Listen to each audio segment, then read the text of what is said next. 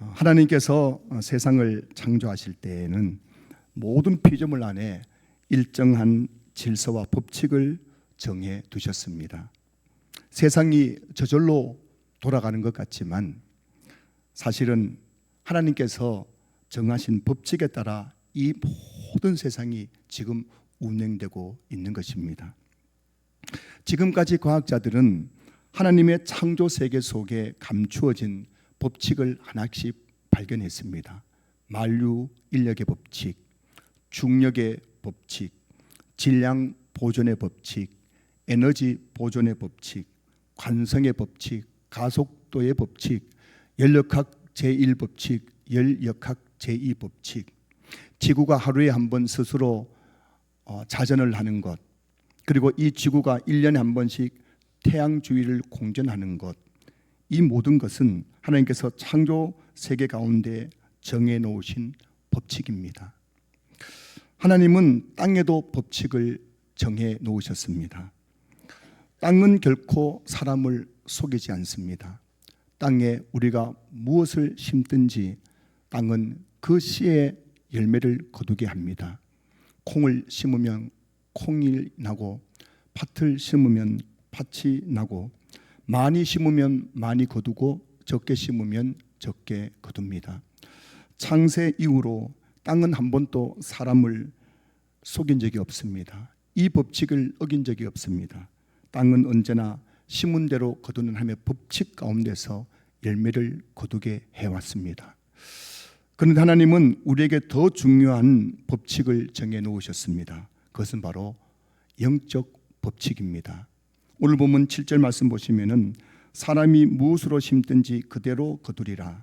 하나님은 사람이 무엇으로 심든지 그대로 거두게 하시는 영적 법칙을 만드셨습니다. 인류가 지금까지 창세 이후로 이 영적 법칙에서 벗어난 적은 단 한 번도 없습니다. 신앙생활은, 그런 점에서 신앙생활은 심는 것입니다. 여러분들이 예수님 믿고 교회 다니면서 하는 그 모든 것들은 하나님께 심는 것입니다. 예배는 농부가 땅에 씨앗을 심는 것처럼 신앙생활이란 심는 것이에요. 예배는 심는 것입니다. 기도는 심는 것이에요. 찬송을 부르고 오늘 우리가 예배를 드리고 또 주일 교회에 나와서 이런저런 봉사와 헌신하는 것, 그 모든 것들은 하나님께 심는 것입니다.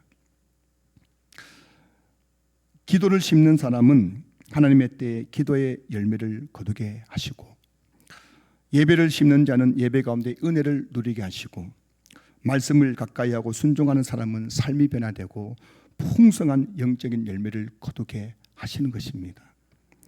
그래서 바울은 오늘 우리에게 이렇게 권면합니다. 7절, 스스로 속이지 말라. 여기서 속이다는 이 히브리 헬라어 단어는 의미는 길을 잃게 하다, 미혹하다는 뜻입니다. 다시 말해서 이 잘못된 생각에 사로잡혀서 스스로를 속이고 영적인 길을 잃지 말라는 것입니다. 기도하지 않아도 하나님께서 다 알아서 해주시겠지. 이 정도 죄를 짓는다고 하나님께서 뭐라고 하시겠어? 나는 이미 구원받았으니 내 마음대로 살아도 되지 않을까? 이런 생각들은 자기 자신을 속이는 것이라는 것입니다.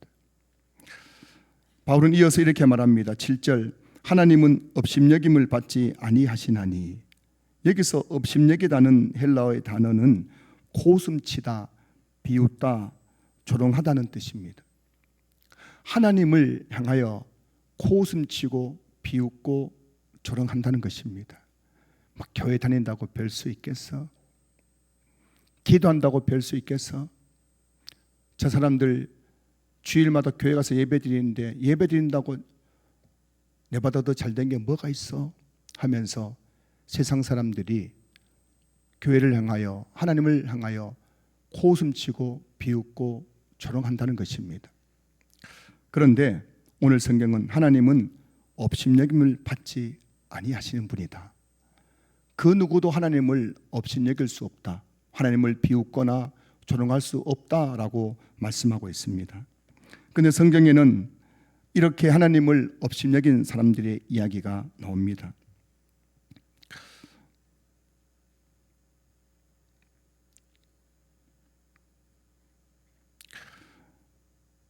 창세기 19장을 보면은 하나님께서 롯에게 말씀하십니다. 소돔 땅의 제약이 너무너무 관영해서 내가 더 이상 차마 눈뜨고 볼 수 없기 때문에 내가 이 소돔 땅을 불과 유황으로 심판하겠다 말씀하셨습니다. 그 말을 듣고 롯이 너무너무 놀라서 그 이야기를 가족인 아내와 두 딸과 두 사이에게 이야기했습니다.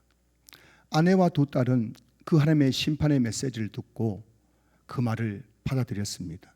하지만 롯의 두 사위는 그 하나님의 심판의 말씀이 그에게 들렸을 때에 그 말을 코웃음치며 농담처럼 여겼다라고 성경이 말씀하고 있습니다.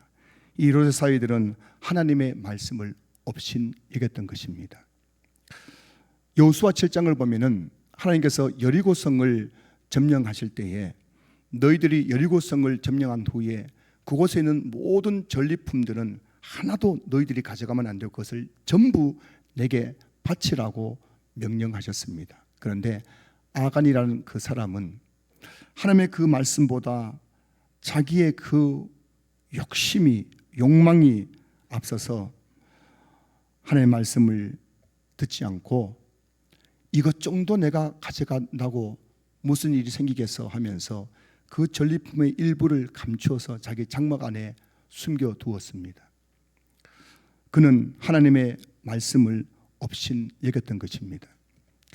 이스라엘의 초대왕 사울은 왕이 된 후 점점 하나님의 말씀에 불순종하기 시작했습니다. 아무리 생각해봐도 내가 왕인데 이 정도는 내 마음대로 해도 되지 않겠는가 싶어서 그는 점점 가면서 자기 생각이 하나님의 말씀보다 앞섰습니다. 그의 삶은 계속해서 하나님의 말씀에 불순종을 심었습니다. 그리고 그가 심은 것에 대한 결과를 성경은 이렇게 말씀하고 있습니다. 사무엘상 15장 23절 이는 거역하는 것은 점치는 죄와 같고 완고한 것은 사신 우상에게 절하는 것 죄와 같음이라. 왕이 여호와의 말씀을 버렸으므로 여호와께서도 왕을 버려 왕이 되지 못하게 하셨나이다. 사울 왕이 처음에는 하나님의 말씀에 불순종할 때 아무 일이 나지 않았습니다. 그러나 그가 불순종을 심고 또 심었는데 결국에는 그 불순종의 열매를 거두었습니다. 그 열매는 바로 하나님이 왕을 버렸다는 것입니다. 롯의 사위들 아간, 사울왕 이 사람들은 하나님을 업신여기고 하나님 말씀에 불순종을 심었던 사람들입니다. 그리고 결국 그들은 그들이 심은 것에 열매를 거두었음을 성경이 우리에게 증언해주고 있습니다. 저는 지난 주간에 한 성도님의 가정에 신방을 다녀왔습니다. 예배를 마친 후 성도님의 동생분께서 미리 예약해 두신 식당에서 점심 식사를 하게 되었습니다. 식당에 도착해 보니 신방대원들이 함께 식사할 자리가 따로 마련되어 있었고 저와 저의 아내의 식탁은 성도님의 자리와 가장 먼 곳에 따로 차려져 있었습니다. 제가 그 이유를 여쭤보았더니 그분이 이렇게 말씀하셨습니다. 목사님과 사모님께서 성도들과 함께 식사하시면 혹시 불편하실까 봐 두 분이 조금이라도 편안하게 식사할 수 있도록 따로 자리를 마련했습니다. 그 말을 듣는 순간 제 마음속에 큰 감동이 느껴졌습니다. 지난 25년 동안 사역을 하면서 수많은 성도들과 식탁 교제를 나누었습니다. 하지만 목회자가 조금이라도 더 편안하게 식사할 수 있도록 마음에 배려를 해주신 분은 이분이 처음이었습니다. 식사를 마친 후 성도님의 동생분께서 신방을 요청하셔서 새로 이사한 집에서 또 한 번의 예배를 드렸습니다. 그때 제가 전한 말씀은 히브리서 6장 13절부터 15절까지 말씀이었습니다. 하나님이 아브라함에게 약속하실 때에 가리켜 맹세할 자가 자기보다 더 큰 이가 없으므로 자기를 가리켜 맹세하여 이르시되 내가 반드시 너에게 복주고 복주며 너를 번성하게 하고 번성하게 하리라 하셨더니 그가 이같이 오래 참아 약속을 받았느니라. 이 히브리서 6장 13절에서 15절까지 말씀은 창세기 22장을 배경으로 하는 말씀입니다. 창세기 22장 1장을 보면 하나님께서 아브라함을 시험하셨습니다. 그 시험의 내용이 창세기 22장 2절에 나옵니다.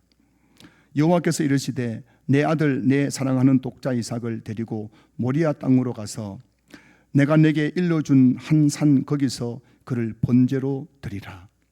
하나님께서 아브라함에게 백세 주신 아들 이삭을 모리아 산에 가서 번제로 바치라는 시험을 하셨습니다. 번제란 것은 그 제물을 불태워서 하나님께 드리는 제사입니다. 하나님께서 아브라함에게 백세에 얻은 독자 이삭을 죽여서 그 시신을 번제로 내게 드리라는 그런 시험을 하셨습니다. 이 시험은 하나님께서 아브라함이 하나님을 더 사랑하는지 아들 이삭을 더 사랑하는지 시험하신 것입니다.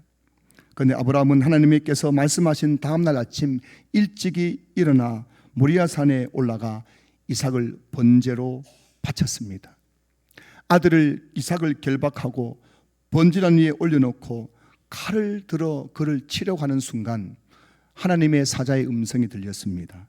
창세기 22장 12절 사자가 이르시되 그 아이에게 내 손을 대지 말라. 그에게 아무 일도 하지 말라. 내가 내 아들 내 독자까지도 내게 아끼지 아니하였으니 내가 이제야 내가 하나님을 경외하는 줄을 아노라. 하나님께서 아브라함이 하나님을 사랑한 것을 이제야 알게 된 것입니다. 네가 이제야 내가 하나님을 경외하는 줄을 알게 되었노라. 하나님이 아브라함이 하나님을 얼마나 사랑하는지 이 사건을 통해서 확인한 후에 그에게 주신 약속의 말씀이 바로 히브리서 6장 13절부터 15절까지 말씀이었습니다. 내가 반드시 너에게 복주고 복주며 너를 번성하게 하고 번성하게 하리라. 이 두 말씀의 배경을 설명한 후에 제가 신방 받으시는 성도님에게 이렇게 말씀드렸습니다. 성도님, 하나님은 하나님을 사랑하는 자에게 복을 주시고 그의 가정을 번성하게 하시는 분이십니다. 저는 오늘 여러분에게도 이 말씀을 드리고 싶습니다. 하나님은 하나님을 사랑하는 자에게 복을 주시고 번성케 하시는 분이십니다. 여러분, 사랑은 주는 것이 아니라 심는 것입니다. 사랑은 하나님께 심는 것이에요. 하나님 사랑을 심으면 하나님 반드시 거기서 그 사랑의 열매를 거두게 하시는 것입니다. 이 말씀을 드린 후에 제가 그 성도님에게 이런 질문을 했습니다. 그렇다면 하나님을 사랑하는 사람은 어떤 사람일까요? 성경에서는 하나님을 사랑하는 사람을 크게 세 가지로 말씀하고 있습니다. 첫째는 하나님을 사랑하는 사람은 하나님 말씀에 순종하는 사람입니다. 둘째, 하나님을 사랑하는 사람은 형제를 사랑하는 사람입니다. 하나님을 사랑하는 사람은 교회 위에 세우신 목회자의 권위를 인정하고 존중하는 사람입니다. 그렇게 제가 말씀을 드렸습니다. 성도 여러분, 여러분들이 오늘 이 주일 예배 말씀을 듣고 마음속에 그래, 나도 한번 이렇게 살아야지 결심하고 이번 한 주간 삶 속에서 오늘 주일 예배 주신 그 말씀을 순종하는 것은 하나님께 말씀을 심는 것입니다.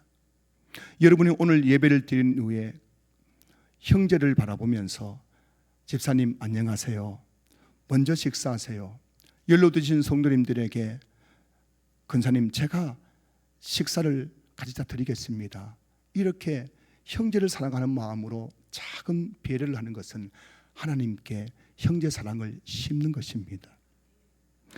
이 성도님이 저에게 베풀어 주신 그 작은 호의, 목사님이 조금이라도 편하게 식사하시라고 그 신방대원들과 떨어진 자리에서 식사할 수 있도록 배려해 주신 그 호의는 하나님께 심는 것입니다. 아니나 다를까 이 성도님과 이야기를 나누면서 이분의 간증을 들었습니다. 이분은 어려울 때부터, 너무너무 힘들 때부터 선교사님들과 개척교회 목사님들을 꾸준히 섬겨 오셨다고 합니다. 이름도 없이 빛도 없이 무명으로 그 어려운 선교사님들, 그 개척교회 목사님 사모님을 손을 잡아주며 그들에게 물질로 섬겨 오셨던 것입니다. 그래서 한때는 생활이 너무너무 어려워서 힘든 시간도 있었지만 어느 날 기도하는 중에 하나님께서 음성이 들렸습니다. 내가 너에게 멋진 집을 줄 것이며 내가 너의 사업을 번창하게 할 것이다.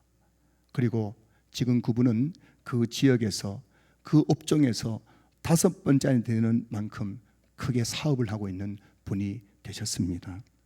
사랑하는 성도 여러분, 하나님은 결코 사람에게 빚지시는 분이 아니십니다. 하나님을 사랑하는 마음으로 우리가 무엇을 심든지 하나님은 가장 선한 때에 가장 좋은 것으로 거두게 하시는 분이십니다. 오늘 본문에는 두 종류의 심는 사람이 등장합니다. 첫째는 자기 육체를 위하여 심는 사람입니다. 8절 보시면 자기 육체를 위하여 심는 자는 육체로부터 썩어질 것을 거두고, 여러분, 자기 육체를 위해서 심는 자는 그 육체로부터 썩어질 것을 거둔다 말씀하고 있습니다. 첫째, 자기 육체를 심는다는 것은 어떤 의미일까요? 오늘 본문 앞에 보면은 갈라디아서 5장에 보면은 육체의 일에 대해서 말씀하고 있습니다. 갈라디아서 5장 19절부터 21절입니다. 육체의 일은 분명하니 곧 음행과 더러운 것과 호색과 우상 숭배와 주술과 원수 맺는 것과 분쟁과 시기와 분냄과 당 짓는 것과 분열함과 이단과 투기와 술 취함과 방탕함과 또 그와 같은 것들이라. 이와 같은 육체의 일을 행하는 것은 자기 육체를 위해서 심는 것입니다. 여러분, 우리가 이 땅을 살아가면서 음행을 심고 더러운 것을 심고 호색과 원수 맺는 것과 분쟁과 시기와 분냄과 당 짓는 것을 심으면 반드시 하나님께서 거두게 하시는데 그 육체로부터 썩어질 것을 거두게 하신다는 것입니다. 그럼 이 썩어질 것이란 무엇을 의미할 것입니까? 썩어질 것을 거둔다는 말은 죄가 결국 영혼을 메마르게 하고 하나님과 교제를 무너뜨리고 삶을 영적으로 황폐하게 만든다는 것입니다. 그러므로 말미암아 계속해서 회개하지 않은 채 육체를 위하여 심게 됨으로 말미암아 마지막에는 하나님의 심판이라는 엄중한 결과에 이르게 된다는 것을 오늘 8절이 말씀하고 있는 겁니다. 둘째로 성령을 위해서 심는 사람입니다. 8절, 성령을 위하여 심는 자는 성령으로부터 영생을 거두리라. 성령을 위해서 심는 사람은 어떤 사람입니까? 성령의 인도하심을 따라 하나님의 뜻에 순종하며 살아가는 사람입니다. 성령의 인도하심을 따라서 말씀을 가까이 하고 기도하기에 힘쓰며 예배를 사모하고 날마다 자신의 죄를 회개하며 사랑과 용서를 실천하고 복음을 전하고 오늘 본문에 나오는 것처럼 선한 일, 착한 일을 행하며 살아가는 것, 이것이 바로 성령을 위하여 심는 것입니다. 이렇게 성령을 위해서 심는 사람은 어떤 열매를 거두게 될까요? 오늘 보면 8절 다시 보면은 성령을 위하여 심는 자는 성령으로부터 영생을 거두리라. 여기서 말하는 영생은 죽어서 가는 천국을 말하는 것이 아닙니다. 성도 여러분, 우리가 예수님을 믿는 그 순간부터 우리는 이미 영원한 생명을 사는 것입니다. 여러분 지금 영생을 살아가고 있는 것입니다. 그래서 여러분, 우리가 성령을 위해서 심는 자는 성령으로부터 영생을 거두는데 오늘 우리의 삶 속에서 성령께 주시는 영원한 생명과 기쁨을 누리는 삶을 살게 해주신다는 것입니다. 교회를 다니면서 말할 수 없는 그 마음속에 있는 기쁨, 그 충만한 은혜, 이것은 바로 성령을 위하여 심는 자가 거두는 열매라는 것입니다. 특별히 갈라디아 오늘 본문 앞에는 갈라디아서 5장 22절 23절 보면은 오직 성령의 열매는 사랑과 희락과 화평과 오래 참음과 자비와 양성과 충성과 온유와 절제니라고 말씀하고 있어요. 성령을 위해서 심는 사람은 이와 같은 성령의 열매를 반드시 거두게 되는 것입니다. 하나님은 우리가 무엇을 심든지 그대로 거두게 하시는 분이십니다. 사랑하는 성도 여러분, 오늘 저와 여러분이 그리스도 안에서 살아가는 모든 삶은 하나님 앞에서 무엇인가를 심는 것입니다. 여러분들이 무엇을 하든지 그것은 하나님 앞에 심는 거예요. 예배는 심는 것입니다. 기도는 심는 것입니다. 찬송 부르는 것도 그냥 흥겨워서 너 혼자 부르는 것이 아니라 하나님께 심는 것입니다. 우리가 말하는 것도 하나님 앞에 심는 것이에요. 말은 씨앗입니다. 여러분들이 어떤 말을 할 때 그 말은 씨앗이 되어서 하나님께 심는 것이 되는 겁니다. 우리 마음에 어떤 생각을 품는 것, 그것도 심는 것입니다. 여러분의 생각이 하나님께 심는 것이 된다는 사실을 여러분 꼭 기억하시길 주님 축복합니다. 좋은 말의 씨앗을 뿌리면 좋은 것을 거두게 되는 것입니다. 마음에 좋은 것을 품으면 반드시 좋은 것을 거두게 되는 것입니다. 여러분이 오늘 교회 이곳저곳에서 봉사하고 섬기는 모든 것은 하나님 앞에 심는 것임을 여러분 기억할 수 있기를 주 이름으로 축복합니다. 오늘 우리의 신앙은 하루아침에 만들어진 것이 아닙니다. 한번 은혜 받으면 믿음이 쑥 자라는 것이 아닙니다. 오늘 우리의 신앙은 지금까지 여러분이 심은 것에 대한 결론입니다. 나는 많이 심었는데 적게 거두었다. 나는 좋은 것을 심었는데 좋지 나쁜 것을 거두었다. 이렇게 하나님을 업신여길 수 있는 사람은 우리 중에 아무도 없습니다. 여러분의 신앙의 자리가 지금 어떤 자리이든 그 자리는 분명한 것은 지금까지 여러분이 심은 것에 대한 결론인 것입니다. 어떤 분이 이런 말씀을 하십니다. 목사님, 나는 하나님께 심은 것이 없는데 너무 많은 것을 거두었습니다. 왜 그렇습니까? 라고 저에게 묻는 분이 계셨습니다.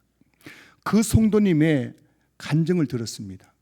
그분의 할아버지 할머니, 그분의 아버지 어머니에 대한 이야기를 들었습니다. 그분이 나는 심은 것이 아무것도 없는데 너무 많은 것을 거두었다면 분명 그 부모님 때에 그 할아버지 할머니 때 누군가는 이분을 위해서 심었기 때문인 것입니다. 여러분이 오늘 하나님께 심는 것은 여러분 당대도 거두지만은 여러분이 오늘 심는 것을 여러분의 자녀 세대들, 손주 세대가 거둘 수 있다는 사실을 여러분 꼭 기억하시길 주 이름으로 축복합니다. 눈물로 기도하는 자녀는 결코 망하지 않는다는 말이 있습니다. 부모님이 자녀를 위해서 눈물 흘리며 기도하는 것, 그것은 하나님께 심는 것이에요. 여러분이 눈물을 하나님께 심을 때에 하나님은 그것을 눈물을 거두어서 우리 자녀들의 인생을 축복해 가시는 것입니다. 그리고 오늘 저와 여러분들이 하나님 앞에 심는 믿음의 씨앗은 앞으로 우리의 삶과 우리 자녀들 세대에 이르기까지 아름다운 열매를 거두게 하실 것입니다. 혹시 여러분 중에 하나님께 무엇인가를 심다가 낙심한 분이 계십니까? 기도를 심었는데 기도가 응답되지 않아서 낙심하고 계신 분이 계십니까? 헌신을 심었는데 아무도 알아주는 사람이 없고 도리어 점점 내 삶은 어려워져 감으로 말미암아 낙심해 있는 분이 계십니까? 말씀에 순종하는 삶을 살았는데 도리어 내 삶에 아무런 간증의 증거가 없기에 너무너무 지금 낙심되어 있는 분이 계십니까? 그런 여러분에게 바울은 이렇게 권면하고 있습니다. 9절 말씀 보실까요? 우리가 선을 행하되 낙심하지 말지니 포기하지 아니하면 때가 이름에 거두리라. 사랑하는 성도 여러분, 하나님은 어떤 분이십니까? 사람이 무엇으로 심든지 그대로 거두게 하시는 분이십니다. 여러분이 지금까지 하나님께 심은 것은 절대 헛되지 않을 것입니다. 기도를 심었는데 기도가 헛된 것 같고 예배를 심었는데 예배가 헛된 것 같고, 그렇게 내가 주님 위해서 헌신했는데 그 헌신이 헛된 것 같지만, 여러분이 주님께 심은 것들은 단 하나도 헛되지 않습니다. 여러분이 그 심은 것은 때가 이름에, 하나님께서 정하신 때가 이르면 반드시 거두게 될 것입니다. 성도 여러분, 포기하지 마시기 바랍니다. 기도를 포기하지 마십시오. 예배를 포기하지 마십시오. 여러분의 그 거룩한 헌신을 포기하지 마십시오. 기도는 심는 것입니다. 예배는 심는 것입니다. 여러분이 심을 때 하나님은 반드시 거두게 하실 것입니다. 말씀을 마무리하겠습니다. 성경에 나오는 모든 신앙의 인물들은 하나님께 심은 사람들입니다. 어떤 사람은 믿음을 심었습니다. 어떤 사람은 눈물의 기도를 심었습니다. 어떤 사람은 말씀 순종을 심었습니다. 그들은 하나같이 하나님의 이 영적 법칙, 하나님의 법칙, 사람이 무엇을 심든지 그들을 거두게 하시는 하나님의 이 영적 법칙을 바라보면서 심었던 사람들이었습니다. 심고 또 심었습니다. 그리고 그들은 하나님께서 주시는 열매를 거두었습니다. 그리고 그들의 이름이 성경책에 아름다운 이름으로 기록되어 있습니다. 여러분은 지금 무엇을 심고 계십니까? 자기 육체를 위해서 심고 계십니까? 아니면 성령을 위하여 심고 계십니까?